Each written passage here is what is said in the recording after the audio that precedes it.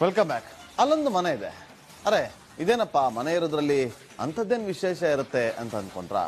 ಹೌದು, ಆ ಮನೆ ಹೆಸರು ನಿಜಕ್ಕೂ ಅಸಾಮಾನ್ಯನೇ. ಆ ನಿವಾಸದ ಹೆಸರು ಇದೀಗ ಎಲ್ಲೆಡೆ ಸದ್ದು ಮಾಡ್ತಾ ಇದೆ. ಹಾಗಾದರೆ ಆ ಹೆಸರು ಯಾವುದು ಅಂತೀರಾ? ಈ ಸ್ಟೋರಿ ನೋಡಿ.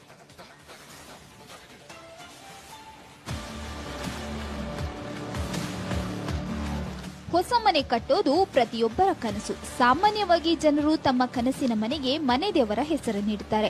ಇನ್ನು ಕೆಲವರು ತಮ್ಮ ನೆಚ್ಚಿನ ಮನೆಗೆ ತಮ್ಮ ಪ್ರೀತಿ ಪಾತ್ರರ ಹೆಸರಿಡ್ತಾರೆ. ಅಜ್ಜ ಅಜ್ಜಿ, ಅಪ್ಪ ಅಮ್ಮ, ಮಕ್ಕಳು, ಮೊಮ್ಮಕ್ಕಳ ಹೆಸರನ್ನ ನಾಮಕರಣ ಮಾಡ್ತಾರೆ.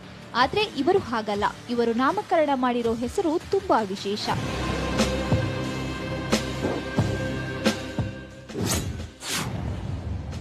ನೂತನ ಮನೆಗೆ ಸಂವಿಧಾನದ ಹೆಸರು ನಾಮಕರಣ.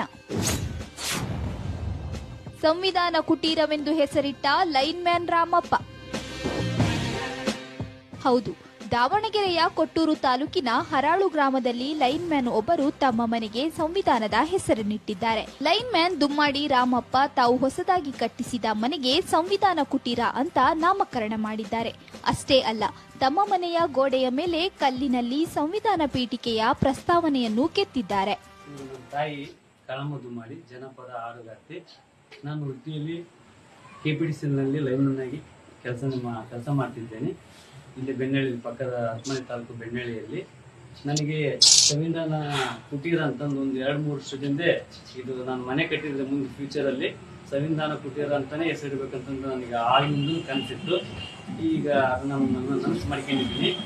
ಹರಪನಹಳ್ಳಿ ತಾಲೂಕಿನ ಬೆಣ್ಣೆಹಳ್ಳಿಯಲ್ಲಿನ ಕೆಪಿಟಿಸಿಎಲ್ ವಿದ್ಯುತ್ ಉಪಕೇಂದ್ರದಲ್ಲಿ ರಾಮಪ್ಪ ಲೈನ್ ಮ್ಯಾನ್ ಆಗಿ ಕೆಲಸ ನಿರ್ವಹಿಸುತ್ತಿದ್ದಾರೆ.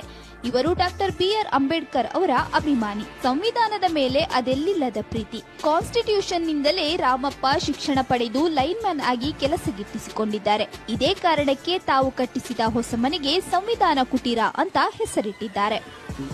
ಡಾಕ್ಟರ್ ಬಿಆರ್ ಅಂಬೇಡ್ಕರ್ ಅವರು ಮಾತು ಹೇಳ್ತಾರೆ, ಶಿಕ್ಷಣವು ಹುಲಿಯ ಹಾಲಿದ್ದಂತೆ, ಅದನ್ನು ಕುಡಿದವರು ಗರ್ಜಿಸಲೇಬೇಕು. ಆ ಮಾತಿನಂತೆಯೇ ನಾನು ಸರ್ಕಾರಿ ಶಾಲೆಯಲ್ಲಿ ವಿದ್ಯಾಭ್ಯಾಸ ಪಡೆದು ಈಗ ಒಂದು ಲೈನ್ಮನ್ ಕೆಲಸ ಮಾಡ್ಕೊಂಡು ಈಗ ನನ್ನ ಸಂವಿಧಾನ ಕುಟೀರ ಅಂತಂದು ಒಂದು ಮನೆ ಕಟ್ಟಿಸಲು ಸಾಧ್ಯ ಆದದ್ದು ಅದು ಸಂವಿಧಾನದಿಂದ ಡಾಕ್ಟರ್ ಬಿಆರ್ ಅಂಬೇಡ್ಕರ್ ಅವರಿಂದ ಕಾರಣ ಸಾಧ್ಯವಾಯಿತು. ಸಂವಿಧಾನದ ಮೇಲಿನ ರಾಮಪ್ಪರ ಪ್ರೀತಿ ಎಲ್ಲರ ಗಮನ ಸೆಳೆಯುತ್ತಿದೆ. ಸಾರ್ವಜನಿಕರಿಂದ ವ್ಯಾಪಕ ಮೆಚ್ಚುಗೆ ವ್ಯಕ್ತವಾಗಿದೆ. Bureau report, republic Kannada.